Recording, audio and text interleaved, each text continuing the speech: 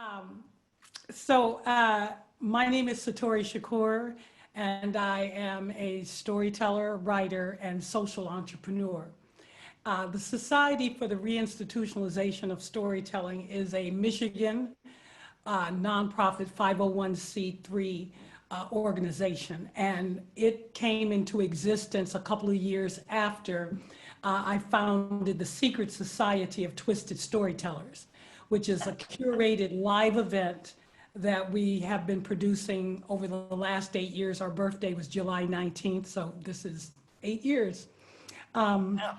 It's a curated story where real people tell their true stories live on stage in front of a loving, listening 300 plus audience. And we also have a YouTube channel where we live stream the stories. We have a global mission to connect humanity, heal and transform community, and to provide an uplifting, thought-provoking, soul-cleansing entertainment experience through the art and craft of storytelling, one story at a time.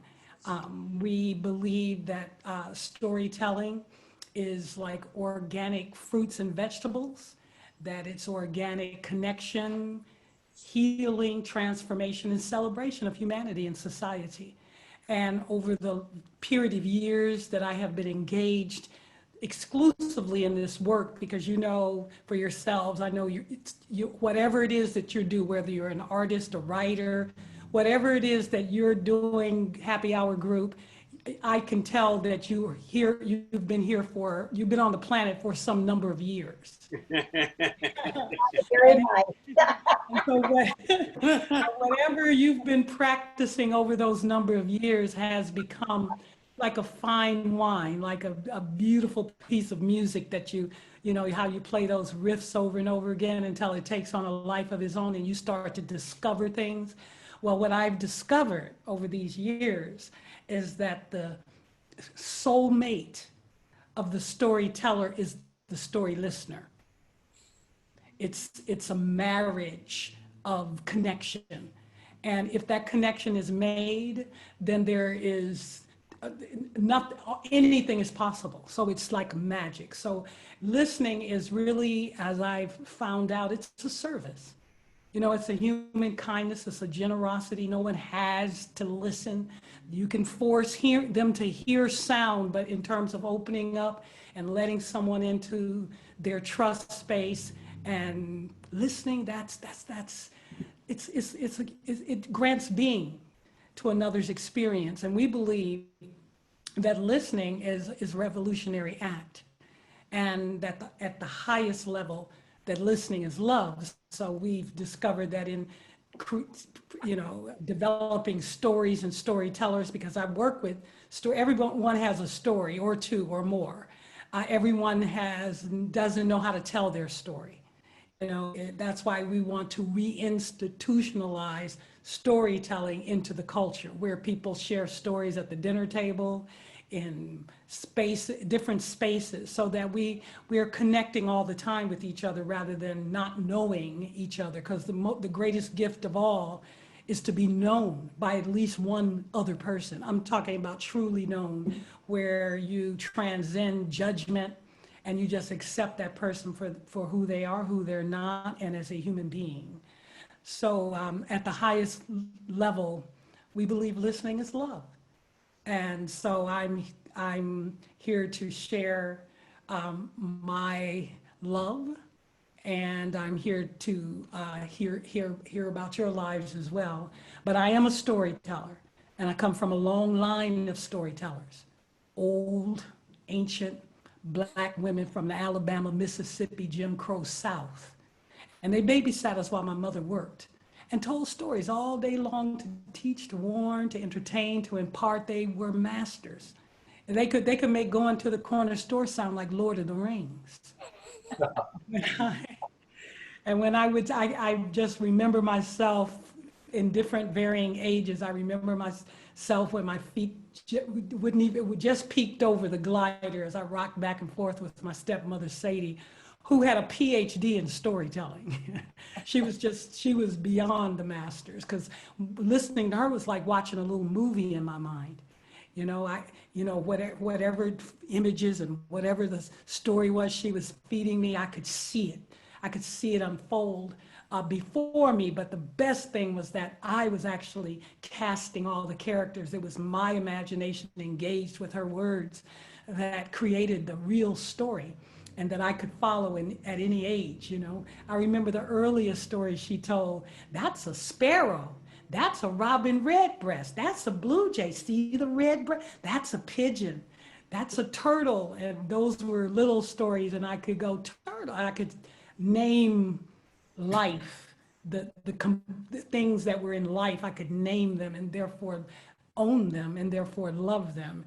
And then the stories got a little bit longer, and she started to tell me about how she met my dad, how they met at a ballroom, and they were dancing, and that my aunt and my dad would do the jitterbug. I'm like, what's the jitterbug? She said, oh, that's a dance where you throw your partner up in there and toss them under the legs and they'd slide across the floor. So I would look at my father, because my father was much older than my mother. He was like a grandfather when I was born. He was 50 something when I was born. So I would look at my father and wonder how he could throw anything up. Oh, your father would give anybody the shirt off their back. Shirt off his back, and I'd look around the neighborhood to see who was wearing my father's shirt. And then, your father is crazy. Dog bit him and he chased the dog and bit the dog. And I was like, I don't know what to think of my father at this point, but I'm too young to do anything but accept him as a generous, crazy dancer that worked at Ford Motor Company.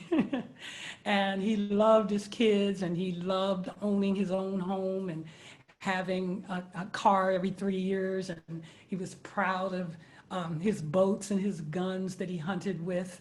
And the guns would hang on the wall with the fishing tackle. He had a couple dogs that his friend kept. They hunted and brought back animals for us to eat. I'm vegan now.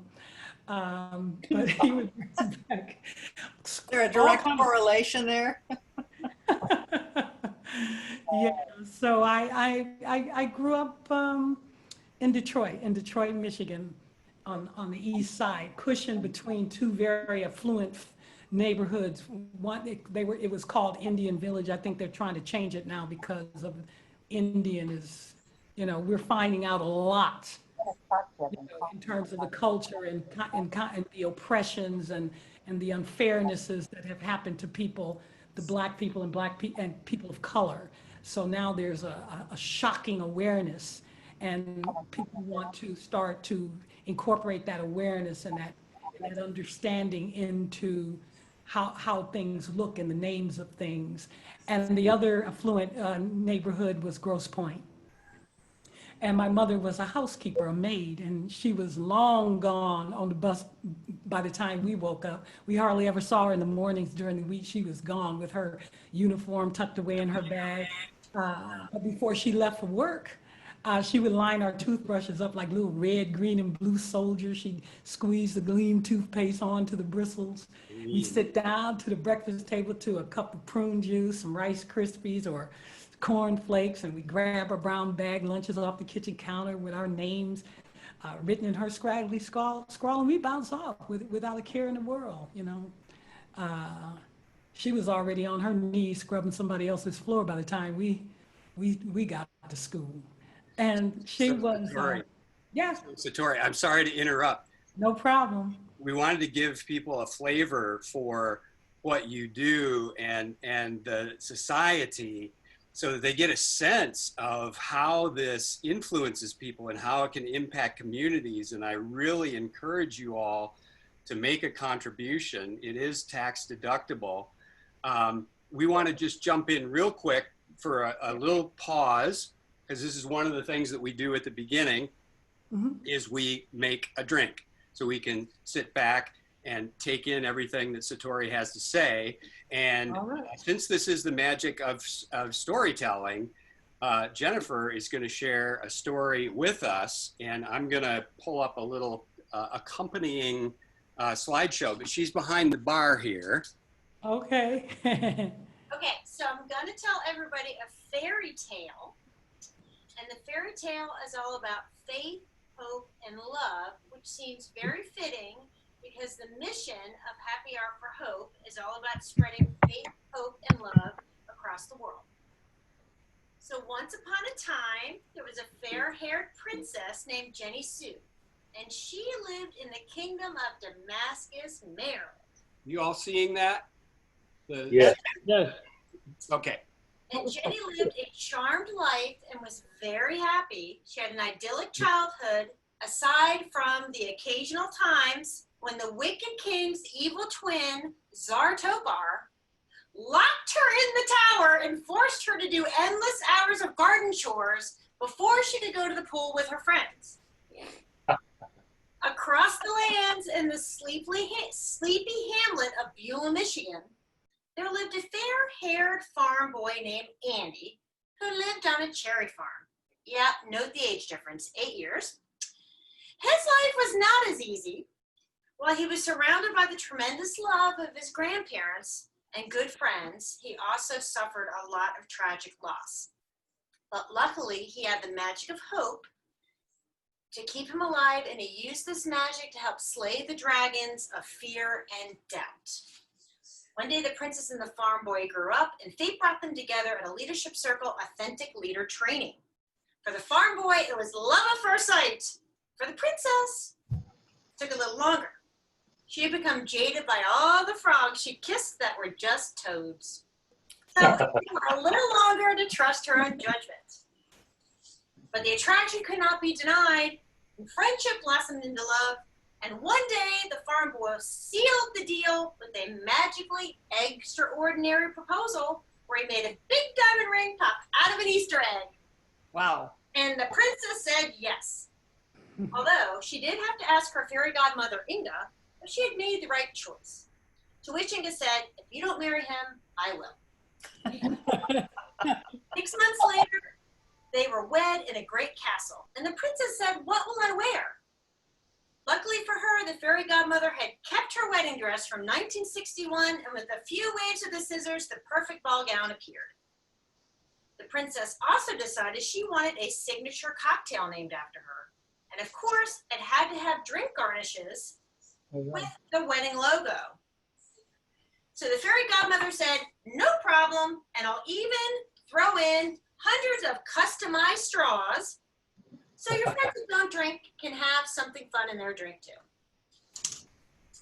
For the farm boy's specialty cocktail, they went with his favorite, a tequila shot and a Corona chaser. It was meant to be a joke, but ended up being loved by all, especially the bride and her wolf pack.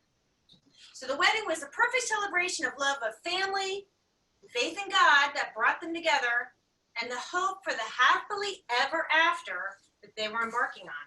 That night they danced, and the king was never so happy to dance with his princess until he saw his granddaughters hit the dance floor when she was traded in for a younger model. The moral of the story is if you focus on keeping faith, hope, and love in your life, you can overcome adversity and find your happily ever after too, and maybe even build a chainsaw critter castle of your very own in your backyard. So, with that, we shall say salute to the tequila and the Corona, and very quickly, I would tell you what's in the drink. So the Princess Bride is a signature cocktail that we made. My sister-in-law made us Prince and Prince etched glasses. We broke the Prince, so Princess it is. It's 2 ounces of vodka, an ounce of cranberry juice, an ounce of pineapple juice, an ounce of amaretto. That was the original Princess Bride. You shake it up. So if you don't drink, you just leave out the alcohol, and it's basically cranberry pineapple juice, and you can do a little seltzer water. And there it is. It's a Looks little, like milk. well, Looks like skim this milk. is because it has cream de cacao in it. But when we did it for the wedding, we actually didn't, and it was very tasty. So here's your, I lost a raspberry. Here's your fancy little garnish, because you must have fancy garnishes in your drinks in our house. There you go. And voila, we have the Princess Bride, and as you wish, salute. Salute to everybody. Salud. Salud. Salud. Cheers, and happily ever after. Cheers. May as well do the tequila shot because it's here too. Here's your line. Oh. Thank you, There's Jenny. your line. You're welcome. Don't you love that picture of her and her mother with the pig? Yes. It's my favorite picture of all pictures ever taken in the history of the world. So I have to say, no pressure, but that has to be the most stressed I've ever been about writing and telling a story, to have a professional storyteller that I had to tell a story in front of.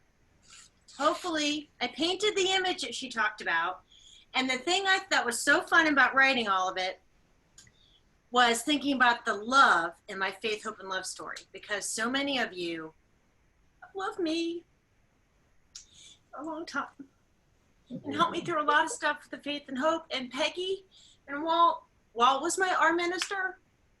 He was with us, and he married my brother. So lots of good. These are happy tears, not sad tears. But when she talked about love and love of people in the story and the listening and the people in the story, you guys are what makes the story of our lives. So this is for you.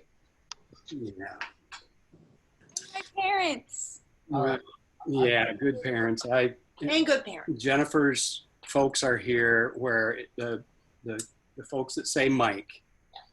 Yes. Mom and Dad. And my niece Kylie, she was a bridesmaid. Yeah, my double chin made an appearance in that slideshow. I love that picture because, so the thing is that I forgot to leave out of the story.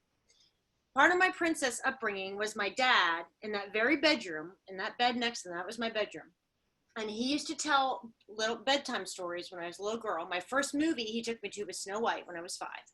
But he would tell bedtime stories, and there was Princess Jenny, but there was Prince Jeff and Prince John were my older brothers. They were always in there.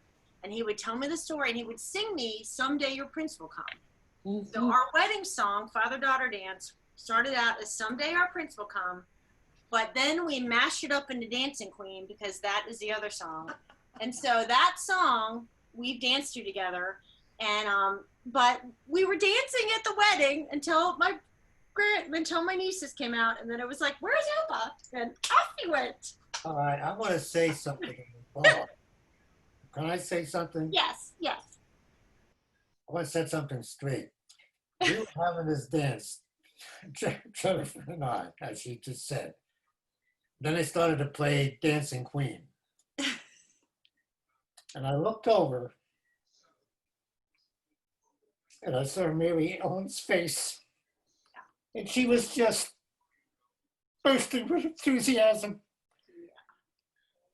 And my heart just almost burst with joy. So I just went off and started dancing with her and the other granddaughters. And that's the reason why that happened. No, and I do know that. So I joke, but I know that. And that's why, like, it was wonderful. That's why it's in the slideshow. It's like, it's all the next generation and the love of our family. And that was the whole moral of the story. It's like when you have. Get that straight. No, it was straight. I'm sorry if my joke didn't make that across in the story. I resent it. No. That was the point. It's that, we have such a great family, and those are the things that keep the hope alive when there's adversity. It's like the people that love you, and that's what really matters. We're all going through COVID and a lot of the racial adversity, like all these awful things that are happening in our life. But if we can hold on to people that we love, then that's what keeps the hope alive, I think. I always thought I was going to have a heart attack, to be honest with you, because I was just so overwhelmed. That your daughter was marrying such an awesome guy. Is that? Yeah. Oh, yeah. And he's got We're taking her off my hands, basically. He's got his groom medallion on, just married, and it says groom on the other side. So Just so I don't forget. He's appropriately attired too. Okay, honey, I'll turn it back. Humble too. I don't want to hijack. Well, how's everybody like hanging out with our family so far? We're airing the grievances here. Yeah. Happy Festivus. So this is what this is like. We're all like family here. Yeah, do you guys want to come to Thanksgiving after this? So I want to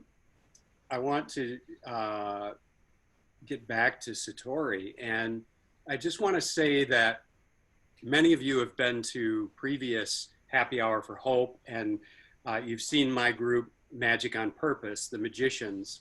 And young Anthony, who I think, you know, you've all seen, is a wonderful young man from Detroit. And he called me one day and he said, I met this woman that you need to meet.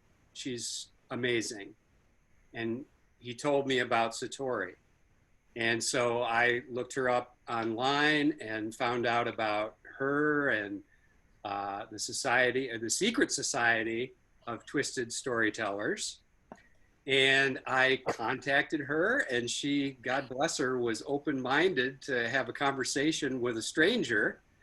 And we talked, and I heard her story, which her life is nothing short of an adventure. She is courageous. She is inspiring.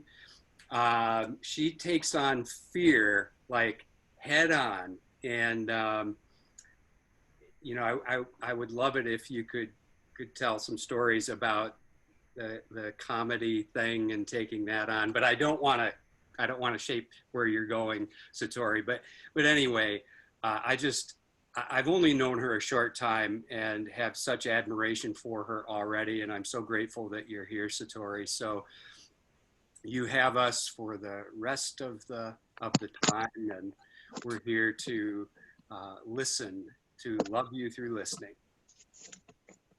Well, thank you, Andrew. And what a beautiful wedding with the castle behind you. And I feel all the love of your family. And thank you for inviting me, because this is amazing. And by the way, I talk to people that I've never talked to or met before all the time. It's part of the work that I do. As I said, we curate 4 storytellers each month to tell a 10 to 13-minute story on a pre-selected curatorial theme. Like this month, just last week we did we've gone virtual because of COVID. We were in a theater, packed theater. Now we've taken our show virtual via Zoom, and we've created a little production for people to see. But so many things have been made possible by COVID. However, we would curate 4 storytellers and a musical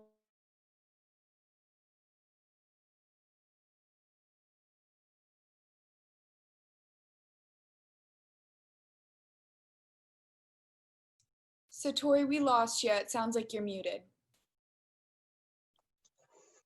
me. Okay, so I'll just back up a little bit. We curate 4 storytellers. We have a pre-selected theme, curatorial theme. This month we just did our show virtually on Friday. The theme was Pent Up, and we had 2 storytellers, one from Boone, North Carolina, and one from Detroit. And we did a short film premiere.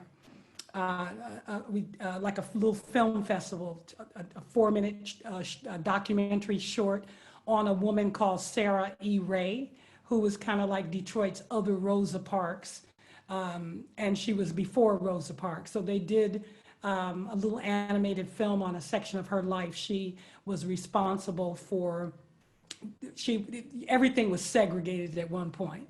So there's this island called Bobolo. There's probably some people here from Michigan that may know the Bobolo boat, and there was Bobolo Island, and you get on the boat to go to the island. She got on the boat at 24, and they said, you're making people uncomfortable, you have to leave. So she took the case, and it went all the way up to the Supreme Court, and Thurgood Marshall it won the case, and it set the precedent for Board versus Brown versus the Board of Education in 1954.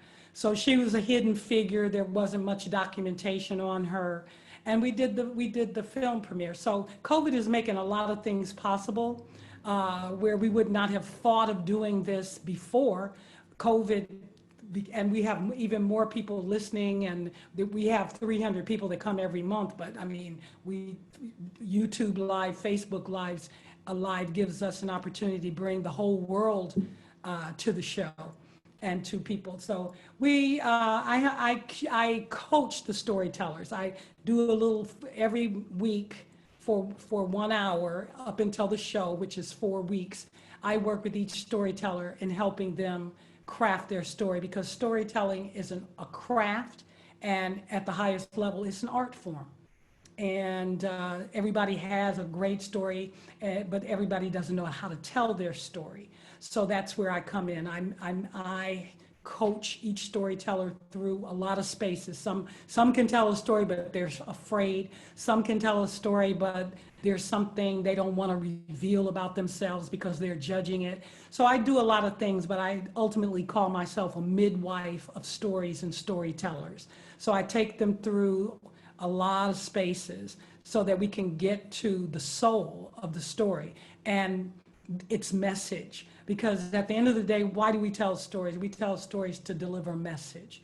We tell stories to cheer people up. It's a multifaceted, user-friendly art form, and it is the most effective delivery system of information and ideas.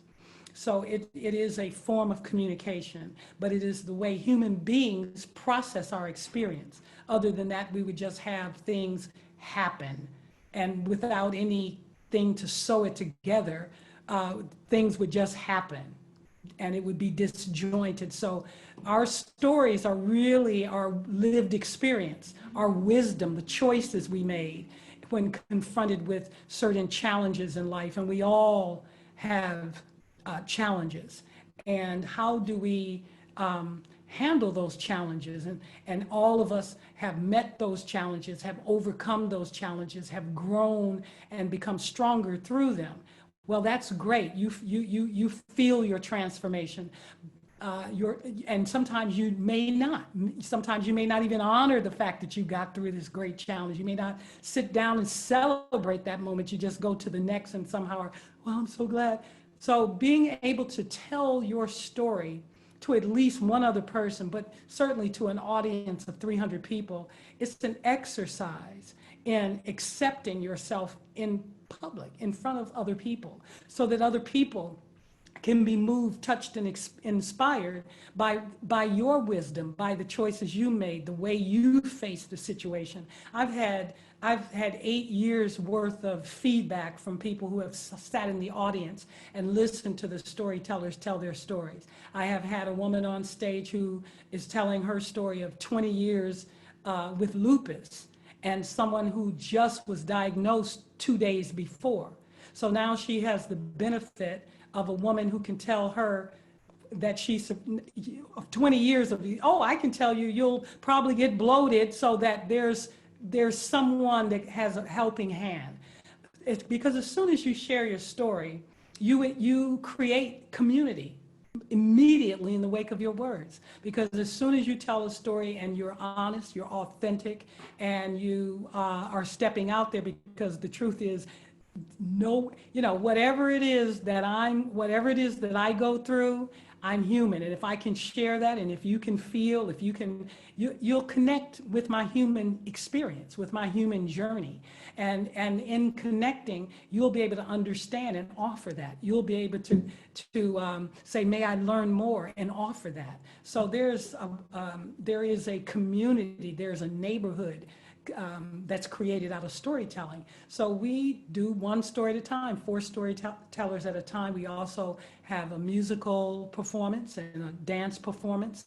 And a lot of the dancers are high school or, college, and some of them are we've had, Broadway choreographers come do our show at the Detroit Institute of Arts. We've had icons come do our show. But, you go see your granddaughter's or your daughter's dance concert, and the people in the audience are people who have a direct connection to that child. So they see the dance performance, and that's who sees it, and that's it. But we bring the dance to a very diverse group of people, young and old, all different ethnic groups, race, genders. They come and they see what they would not see unless they were the mother, the father, or sister or brother of this student, and then they get that validation. But the best thing is to see the people clap and applaud and rush down at the end of the show to have a word with the storyteller, to hug the storyteller. It is the most beautiful expression of human spirit, of people who have been so moved, so opened, that all they can do is just wait till all the pictures are taken so they can rush down and say, I had cancer too, or that happened to me too.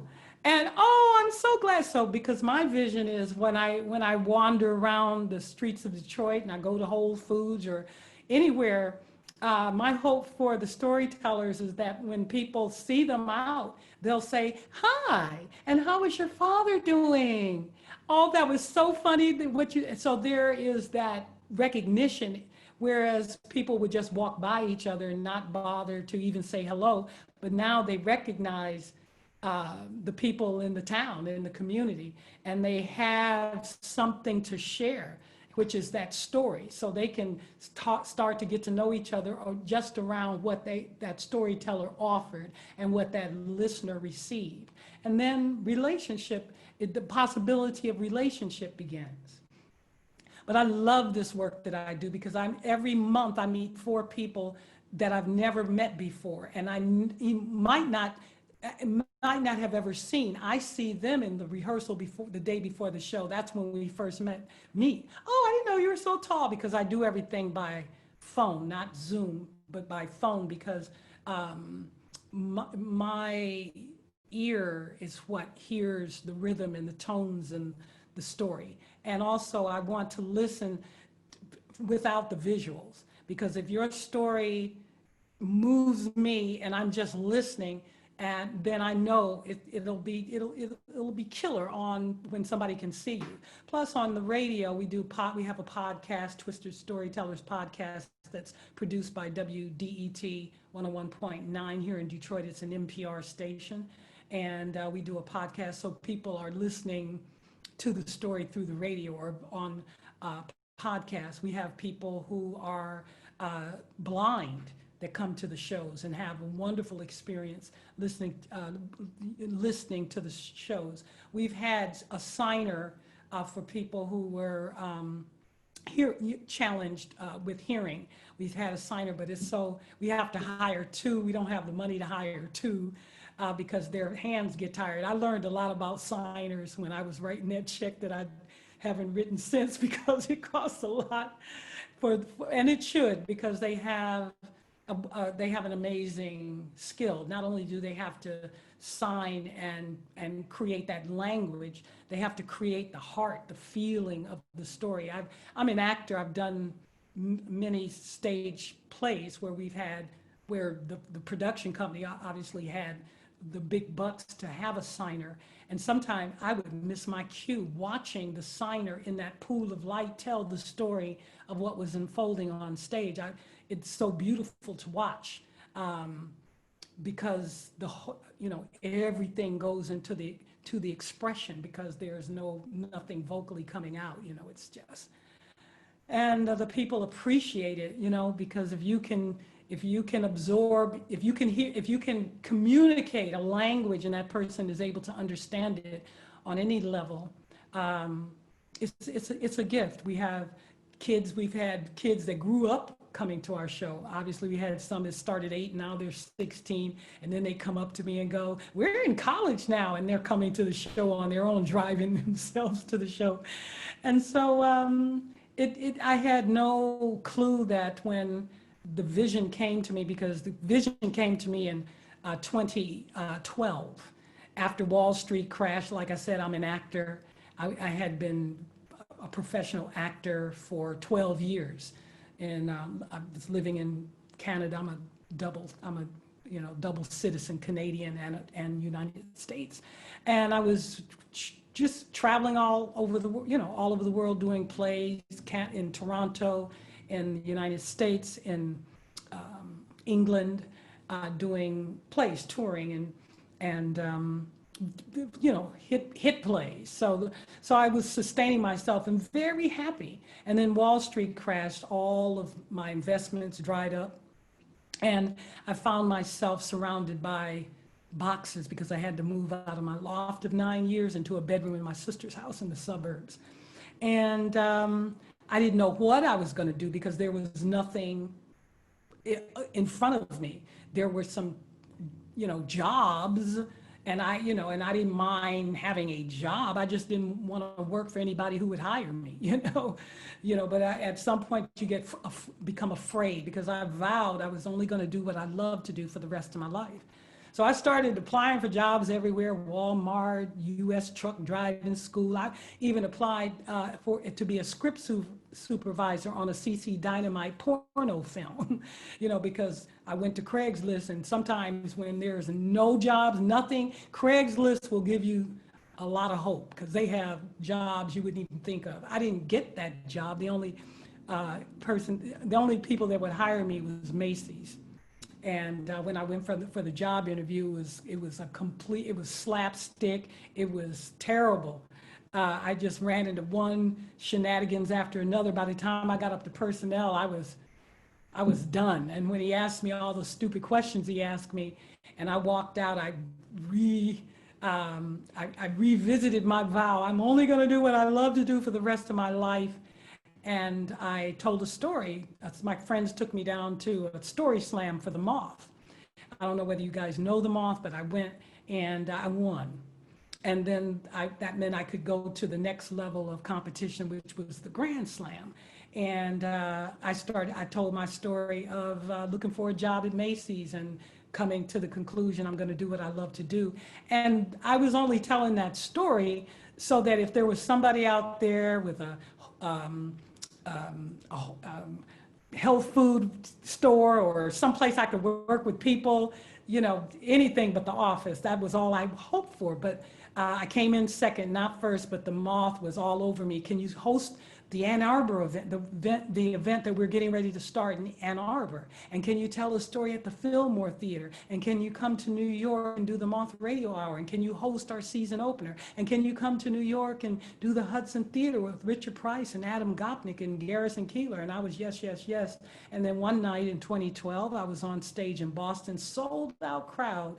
And I'm telling the story of having lost my mother and then my son 9 months later, and overcoming the grieving process. And when I noticed that I could hear a pin drop, and I noticed that people were leaning forward, they were waiting for my next word, and the connection was so great that I felt like anything was possible. I felt like anything was possible, and I felt the beginning stages of a healing, coming out of a grief. And it hit me that everybody should have this experience of being listened to this profoundly. To be gotten so deeply that listening was like balm. And I wanted everybody on earth, no matter who they were or what they had done, to have that experience. But I didn't know what that looked like. I went back to Detroit, and one day I'm sitting in the garden of a friend's house, because by now I'd moved up to living in a friend's basement in Ferndale. And the idea for the Secret Society of Storytellers started to come to me. It's 2012. Detroit was coming back from devastation, burnt out buildings. The graffiti was so beautiful. It was primary colors and block letters. It looked so beautiful on these gutted out buildings. And I began to see grass growing, and I started to feel my spirit surge.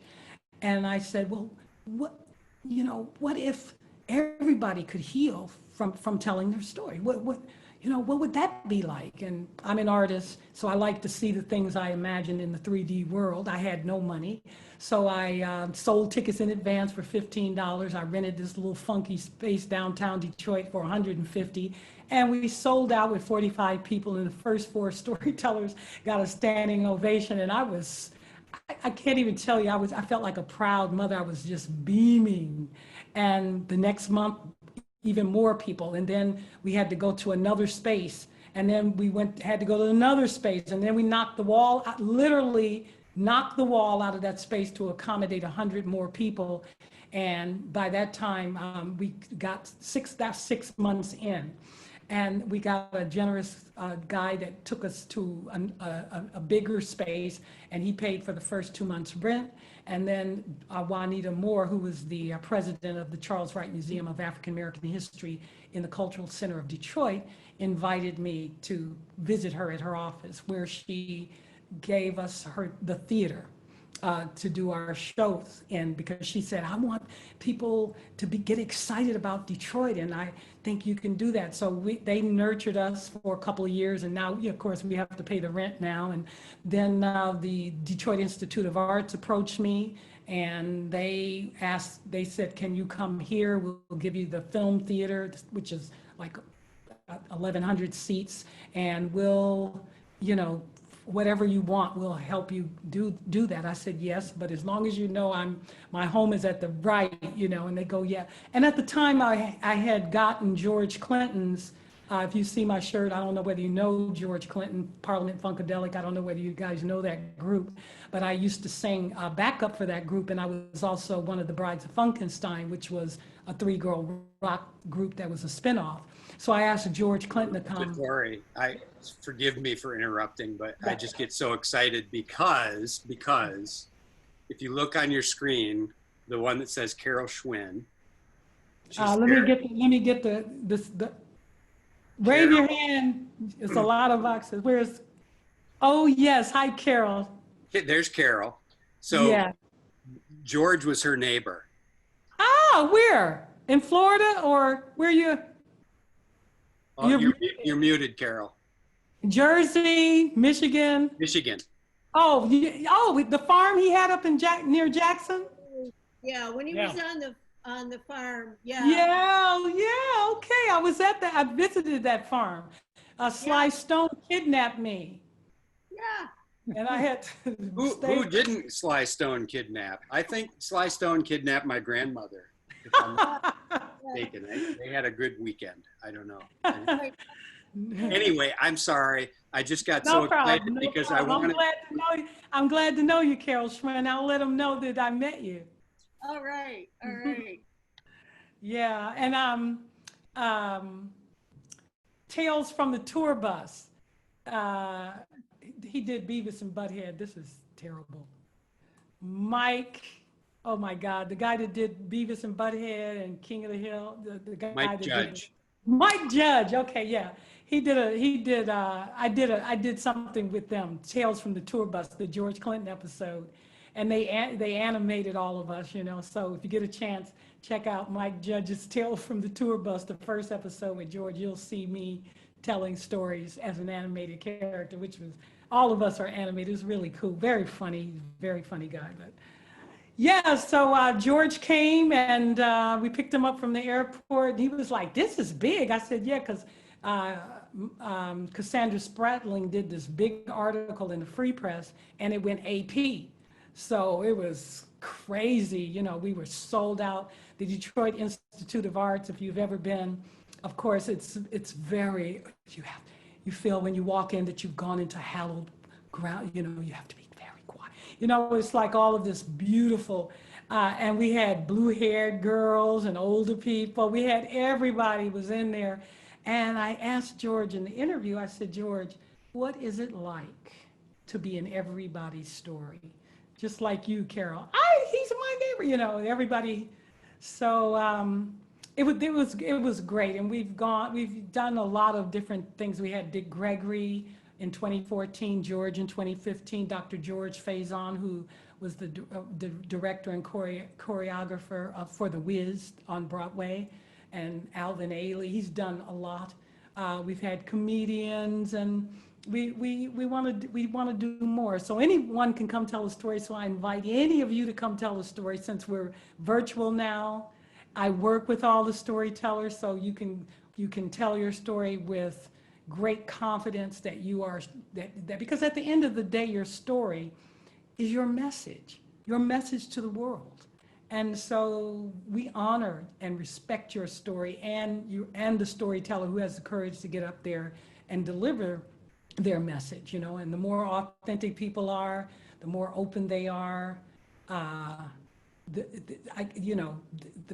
the audience loves it the most, because they look up and say, my God, they're saying exactly what I feel, but I was afraid to say it, or they're putting into words what I couldn't put into words. So, it just gives a sense of how connected we are as human beings, where you might not be able to put it into words. The storyteller may be able to put it into words for you, and there you have it. It's yours now. So we are like, one of the things COVID has shown us, especially in the early times when the essential workers were going and people were pulling together to defeat this outside virus that was, a threat to us all.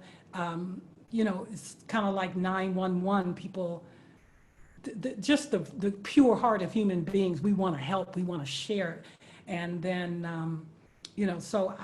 Storytelling keeps that open, that line, that heart open to that.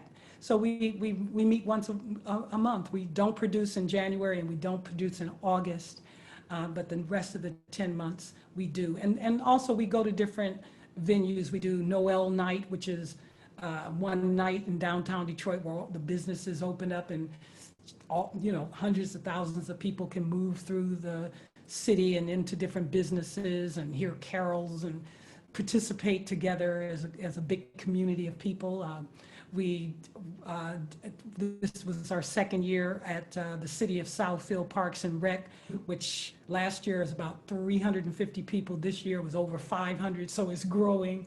And we have vendors, and it's just a celebration of who we are as human beings. I'm committed to ending the conversation of racism in my lifetime, so I'm about what it is to be human.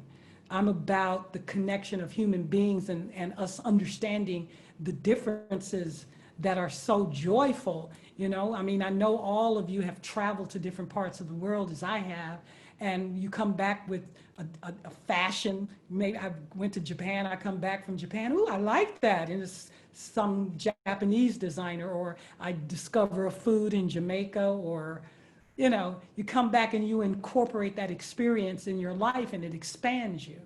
So that's the kind of work we do here. And a lot of times people, and unless now people can see the value of storytelling. We hear the word over and over again now, but when I first started, storytelling wasn't even a category. I'm a Kresge, I'm a 2017 Kresge Literary Arts Fellow.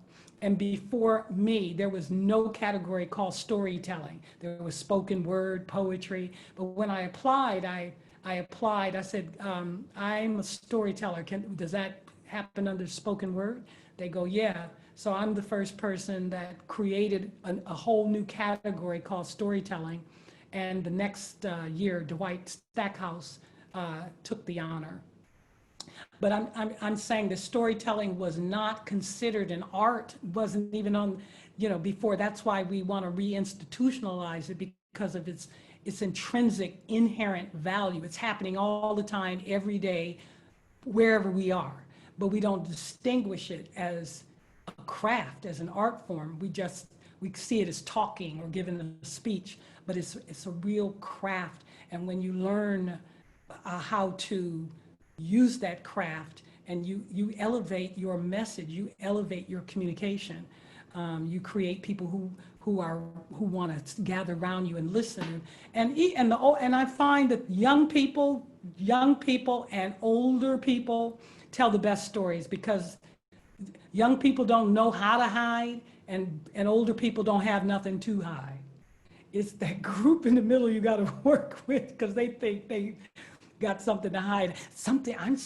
This has happened to no one but me. I can't tell that. And we had a Rwandan genocide survivor on the show. When I work with her, matter of fact, she says, I want to come to your house and look you in your eye when I tell you my story. She didn't, because usually I listen to the stories, as I say, on the telephone. She came here and sat in my dining room, and for 2 hours, she wept through her experience in Rwanda, and being 10 years old. And now she's here in Detroit, and she's She goes with Desmond. She was going on tours with Desmond Tutu, but she's told her story at our event and at the Arab National Museum when we did a show on immigrant stories. And she's just fantastic. She has 2 young sons now, but she wept.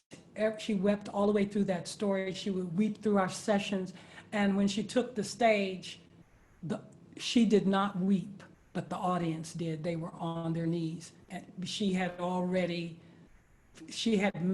took ownership of her story, because the things that hurt, the things that we keep inside, the things that pain us, until we breathe them out, they are there grieving us, hurting us, stopping us from growing and expanding. So when we tell our story, first time I told my story of losing my mother and my son, whoo, the second time, but the third time I told it, which I share with you in Boston, the story was outside my body. It was something that I could place over there. And not that my son and my mother were any less to me, but that I could look at that story and I could remember new things about that story, things my mother shared that I can now share with the audience. Besides the pain, now I'm thinking of all the wisdom my mother left behind. 2 words that she taught me in childhood: thank you. Thank you. They were like the abracadabra, open sesame. When I was a little kid, they were special words. And when she thanked her doctor, her surgeon, after he told her there was no hope, the ovarian cancer had spread, it would be cruel to keep her on life support, she said, well, I want to thank you, doctor, because y'all sure was nice to me. And I was so angry because, thank you, that's, where did you bring those words up in this moment of knowing you're going to, but I see the power of the word. And I now, gratitude is my religion, and thank you is my only prayer. I don't belong to any, organized religion. I'm not a Christian. I'm not anything. I'm grateful. And my religion is gratitude. And I say thank you in advance to whatever life is offering me. And it may come to me and it may devastate me. It may have its impact on me, but then I have to find and discover the gratitude in whatever it is that's coming to me. That's the adventure that Andrew was saying. My life is an adventure. No, because whatever comes to me in life, whatever it is, I'll have that human impact. Ain't that a bit? No. Wow. But at the end of the day, my charge is to find the gratitude in that circumstance, in that moment, in that came to me. Where do I? And that's where I find power in predicting that everything's going to be all right, all right, all right, all right, all right. Yeah. Satori, yeah. We're gonna have to have you come back. Look, you asked me a question and I'm gone. We're gonna have to have you come back. There's so much more ground to cover. Yeah. Well, thank you for having me. And we have about 5 more episodes to spend with you. And we're at the end of our time, but I do want to just ask, while we've got Satori here and you're hearing these beautiful thoughts about the power of story and the ability to impact lives and change communities, to change culture. Are there questions that people have? And I certainly understand if you have to go, because this is happy hour and we're at our hour. I certainly understand if you have to go, but I just want to open this and ask you if you have questions for Satori or just reflections, something that has occurred to you that you'd like to share. Yeah, I have a reflection actually. Hi, Satori, and thank you. I'm currently writing a book, and I never did that in my life. And I'm with a program with other students and so on. I'm just learning. And they tell us, oh, I was expecting to start to write chapter 1, chapter 2, chapter 3. I'm a scientist, blah, blah, blah. They said, no, write stories. I said, what do you mean write stories? And they gave us some time, and I started to write stories. And when I interviewed people, I was asking them for stories. And now that I have my first manuscript approved, the most powerful parts are the stories, because you're right. It's authentic. It's telling something, a point you want to make in a very emotional but universal way. It's fantastic. So thank you, because you said it. I took notes. I said, oh my God, this is that. It's exactly that. So thank you. You're welcome. And a book isn't a book a series of short stories that take you on a journey to the end of your 400, 500, 600 pages? No, absolutely. But I think I didn't expect that, and the power of them. And actually, in the book, a very good friend of mine, I invited her tonight. She couldn't come. Is a storyteller, and she helped me there because it's fantastic. It's the best. What did you say? I don't know. It's the best way to the best delivery system for human beings. Most effective delivery system of information and ideas. Yes. Absolutely. Yes. Well, congratulations on the book. You've never done it before. Hey. I'm telling you, I'm not about to tell her to do another one soon. Well, no, just take a moment and breathe and congratulate yourself. That's an amazing accomplishment. I know, but it's not out there. I just launched my Indiegogo campaign. It will be published in December, but it's a great adventure. And thank you for comforting me in that journey. Okay, well, I hope Andrew gives me a link or some information about your book when it's published. Well, I know how to find Fabienne. I stalk her all the time. It's really inappropriate. So let me just tell you all a little bit. I'm going to share my screen here about what is coming up. And again, Satori, thank you so much. Thank you so much. Thank you, everybody. I certainly did enjoy seeing you. I've got to take 15 minutes before I go on this next Zoom call. Yeah. It was such a pleasure to meet you. To make a contribution to the Society for the Reinstitutionalization of Storytelling, just go to Happy Hour Hope. You can buy a drink there, and that will go 100% to Satori's beautiful organization. Happy Hour for Hope is the second Thursday and the fourth Thursday of every month at 6 p.m. Eastern Time. And our next session, we have one of these a month by popular demand, Magic on Purpose. Our next session is Dan Trometer from Toronto, Anthony Grappito from Detroit, and me from, who knows where I'll be. But we just want to say thank you. And we lost a great leader, just a great human being this week, John Lewis. And I wanted to just share, I'm sure this is a quote that's been really going around on social media a lot. So you've probably seen this already, but I thought it was appropriate for our gathering. Do not get lost in the sea of despair. Do not become bitter or hostile. Be hopeful, be optimistic. Never, ever be afraid to make some noise and get in good trouble, necessary trouble. We will find a way to make a way out of no way.